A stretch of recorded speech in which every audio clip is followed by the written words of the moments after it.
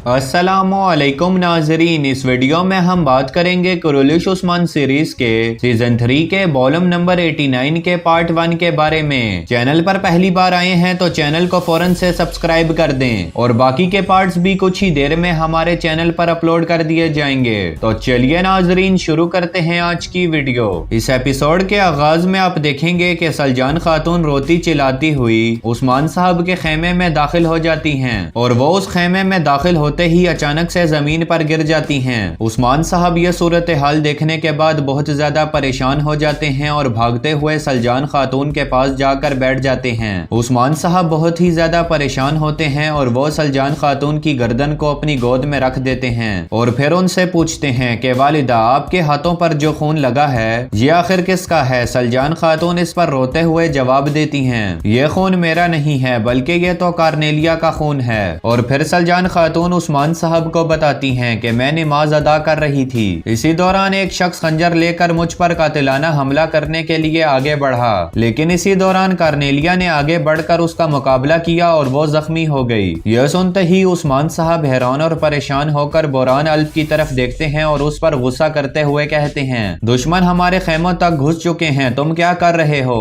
अगर आज मेरी वालिदा सलजान को कुछ हो जाता तो इस तमाम वाक़े का जिम्मेदार कौन होता? और अब तुम फौरी तौर पर उस घटिया इंसान को ढूंढने की कोशिश करो जिसने कातिलाना हमला किया। नाजरीन, इसके बाद वो मंजर दिखाया जाता है जब सलजान खातून नमाज अदा कर रही होती हैं तो इसी दौरान एक काले लिबास में मौजूद शख्स जिसके हाथ में खंजर होता है वो कार्नेलिया की तरफ देखकर मुस्कुराता है और कार्नेलिया भी उस घटिया इंसान की जानिब देखकर मुस्कुरा रही होती है, यानी कि ये दोनों एक दूसरे को पहले ही से जानते हैं। और फिर वो जैसे ही सलजान खातून पर हमला करने का नाटक करता है तो इसी दौरान कार्नेलिया भी सलजान खातून से अपना एतमाद हासिल करने के लिए फौरन से उस हमला करने वाले शख्स के सामने आ जाती है। कार्नेलिया सलजान खातून के सामने नाटक कर रही होती है कि वो वाकई ही में सलजान खातून की जान बचाना चाहती है। इस लड़ाई के दौरान कार्नेलिया जख्मी हो जाती है, लिहाजा हमला करने वाला शख्स इस मौके से फायदा उठाकर वहां से फरार हो जाता है। तो नाजरीन, सलजान खातून के हाथों पर जो खून लगा होता है वो कार्नेलिया का होता है और फिर सलजान खातून उस्मान साहब को बताती हैं कि जिस किसी ने भी ये घटिया हरकत की है वो हमारे लोगों में शामिल हो चुका है, वो एक शैतान है, वो जानबूझकर हमारे लोगों में शामिल होकर हमें डराने और धमकाने की कोशिश करने के लिए आया था। गद्दार दरवेश जो कि ये तमाम मंजर देख रहा होता है, ये बातें सुनने के बाद उसकी जान में जान आती है और फिर वो अपने खंजर को दोबारा से अपनी आस्तीन में छुपा लेता है और फिर वो नाटक करते हुए उस्मान साहब से कहता है, सलजान खातून ने एक एक लफ्ज बिल्कुल सही कहा है, गद्दार लोग हमारे लोगों में घुस चुके हैं और वो इस तरह का नाटक करते हैं जैसे कि वो हमारे करीबी दोस्त हैं। अगर अभी हमने उस घटिया इंसान को तलाश ना किया जिसने सलजान खातून पर कातिलाना हमला किया था तो वो और उसका मालिक यहाँ से फरार हो जाएंगे। उस्मान साहब इस पर जवाबन कहते हैं, बोरान उसे पकड़ने के लिए यहाँ से फौरी तौर पर रवाना हो चुका है, इंशाल्लाह वो उसे पकड़ने में भी कामयाब हो जाएगा, फिर हमें उसके मालिक का नाम भी मालूम हो जाएगा। इसके बाद उस्मान साहब जाली दरवेश को कई कबीले में रुकने का हुक्म देते हैं कि जब तक हालात ठीक नहीं हो जाते आप भी कई कबीले में रहेंगे। दूसरी तरफ बाला खातून और मल्हान खातून कार्नेलिया से मुलाकात करने के लिए उस खेमे में पहुंच जाती हैं जहां पर कार्नेलिया जख्मी हालत में मौजूद होती है और फिर मल्हान खातून की नजर कार्नेलिया के खंजर पर पड़ती है जिसे कार्नेलिया ने अपने बिस्तर के नीचे छुपाया हुआ होता है, लेकिन वो उसे छुपाने में सही तरीके से कामयाब नहीं हो पाती और फिर मल्हान खातून कार्नेलिया से सवालात पूछना शुरू हो जाती हैं कि यह सब कुछ कैसे हुआ और किसने किया। कार्नेलिया इस पर जवाबन कहती है, यह सब कुछ तब हुआ जब सलजान खातून नमाज अदा कर रही थीं और एक नकाबपोश गद्दार सलजान खातून पर हमला करने के लिए आगे बढ़ा, लेकिन मेरी नजर उस पर पड़ गई। अगर मेरे पास कोई तलवार या फिर खंजर होता तो फिर मैं जरूर उस घटिया इंसान का सर कलम कर देती। यह सुनते ही मल्हान खातून समझ जाती हैं कि कार्नेलिया पहले ही सवाल का गलत जवाब दे रही है, हालांकि कार्नेलिया के बिस्तर के नीचे एक खंजर मौजूद है। दूसरी तरफ बार्किन अपने एक साथी से मुलाकात करता है, ये वही घटिया इंसान होता है जिसने सलजान खातून पर हमला करने का नाटक किया हुआ होता है और फिर जैसे ही वो अपना नकाब हटाता है तो बार्किन अपने साथी से पूछता है, तुमने बहुत अच्छा काम किया, लेकिन तुम मुझे बताओ कि तुम्हें किसी ने देखा तो नहीं? इस पर वो जवाबन कहता है, बिल्कुल नहीं, आप तो मेरे बारे में जानते हैं कि मैं कभी भी कोई भी काम अधूरा नहीं करता। बार्किन ये सुनकर उसकी तारीफें करना शुरू हो जाता है और फिर उसे जाने का हुक्म हुक्म देता है और फिर जाली दरवेश बार्किन से कहता है उस्मान को इस बात का अंदाजा हो चुका है कि गद्दार उसके अपने लोगों में से ही है, लिहाजा हमें मोहतात रहना होगा। फिर बार्किन कार्नेलिया की तारीफ करते हुए कहता है फिलहाल कार्नेलिया ने जो हरकत की है उसने ये बहुत अच्छा काम किया है, इससे उस्मान साहब और सलजान खातून कभी भी उस पर शक नहीं करेंगे।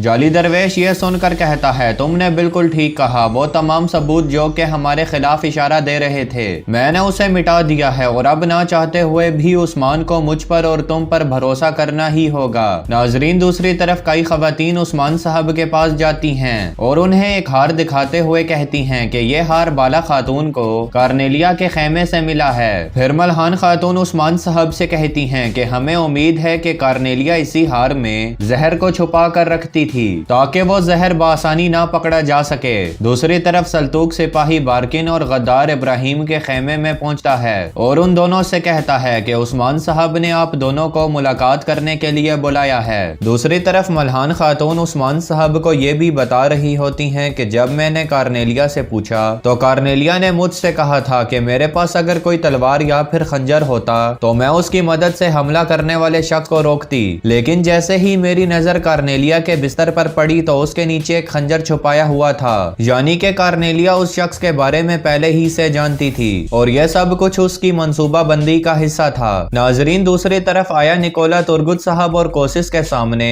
सोने से भरे गए संदूक रख देता है और वो उन्हें उस्मान साहब के लिए वरगलाने की कोशिश कर रहा होता है कि जिस तरह ये सोना तुम्हें वक्ती तौर पर हासिल हुआ है यह मुनाफा तो कुछ भी नहीं, अगर तुम मेरे साथ मिलकर काम करोगे तो तुम्हें बहुत ज्यादा मुनाफा हासिल होने वाला है। तुर्गुत साहब यह सुनकर सोने में हाथ मारते हुए कहते हैं तुम्हें परेशान होने की जरूरत नहीं है निकोला, क्योंकि इस सोने में से तुम्हें एक भी सोने का सिक्का नहीं मिलेगा। आया निकोला यह सुनकर कहता है क्या तुम मुझसे मजाक कर रहे हो, तुम मेरे किले में मुनाफा हासिल करोगे, वो जगह भी मेरी होगी और मुझे फिर भी एक सोने की अशरफी नहीं मिलेगी। तुर्गुत साहब जवाबन कहते हैं जो भी मुआहदे में लिखा है सब कुछ वैसा ही होगा, फिलहाल तो मुझे अपने सरदारों से मुलाकात करके उनसे बातचीत करनी होगी और फिर देखो मैं अपने लोगों से मशवरा करने के बाद तुम्हें क्या फैसला सुनाता हूँ। आया निकोला यह सुनकर कहता है तुम्हारा फैसला जो भी हो, लेकिन याद रखना कि हमारे पास उस्मान को हराने का ज्यादा वक्त नहीं है, इससे पहले कि उस्मान कोई कदम उठाए हमें उसे हराना होगा।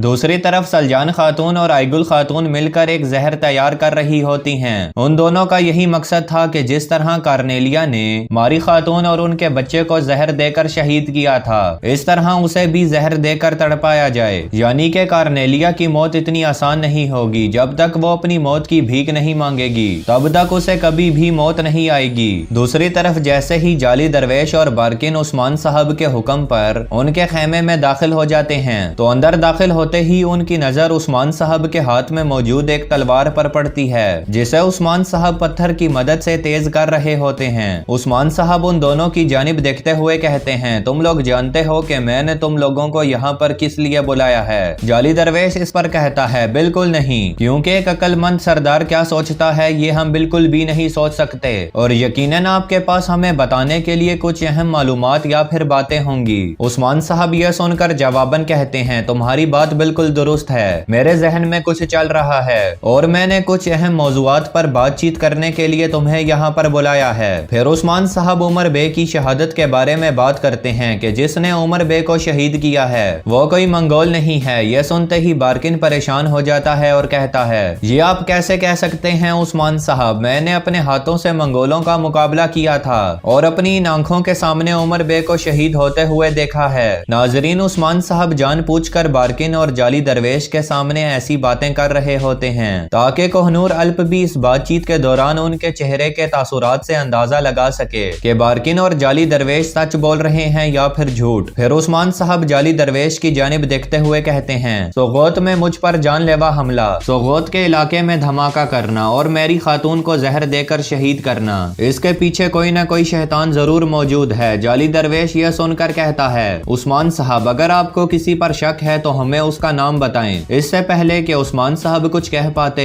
कोहनूर अल्प बार्किन और जाली दरवेश की जानिब देखते हुए कहते हैं हम में से अक्सर लोग वैसे होते हैं जैसे कि वो अपने अंदर से बिल्कुल नहीं होते, यानी कि बाज़ों का शैतान हमें धोखा देने के लिए किसी नेक बंदे का रूप धार लेता है। यह सुनकर बार्किन और जाली दरवेश एक दूसरे की जानिब देखते हैं और और वो समझ जाते हैं कि उस्मान साहब का इन पर शक यकीन में बदल रहा है और वो सच्चाई के काफी करीब पहुंच चुके हैं। दूसरी तरफ कार्नेलिया जो के सलजान खातून के बारे में सोच रही होती है कि फिलहाल तो मैंने तुम्हारी जान बचाने का नाटक किया, लेकिन वक्त आने पर मैं कई कबीले की तमाम खवातीन को जहर देकर मार डालूंगी। इसी दौरान सलजान खातून खाना लेकर उसके खेमे में दाखिल हो जाती हैं, जिस खाने में जहर मिलाया हुआ होता है, और फिर सलजान खातून कार्नेलिया के पास बैठकर हमदर्दी करने का नाटक जताते हुए कहती हैं कि तुमने मेरी जान बचाई है, मेरी जिंदगी पर तुम्हारा बहुत बड़ा एहसान है, मैं तुम्हारा ये एहसान कभी भी नहीं भूलूंगी। कार्नेलिया ये तमाम बातें सुनकर बहुत खुश हो रही होती है कि वो सलजान खातून को बेवकूफ बनाने में कामयाब हो गई है। तो नाजरीन, यहीं पर इस एपिसोड का इख्तिताम होता है। बाकी के पार्ट्स भी कुछ ही देर में अपलोड कर दिए जाएंगे। चैनल को सब्सक्राइब करना मत भूलिएगा। इसी के साथ मैं मिलूंगा कुछ ही देर में आपसे अगली वीडियो में। तब तक के लिए अल्लाह निगहबान।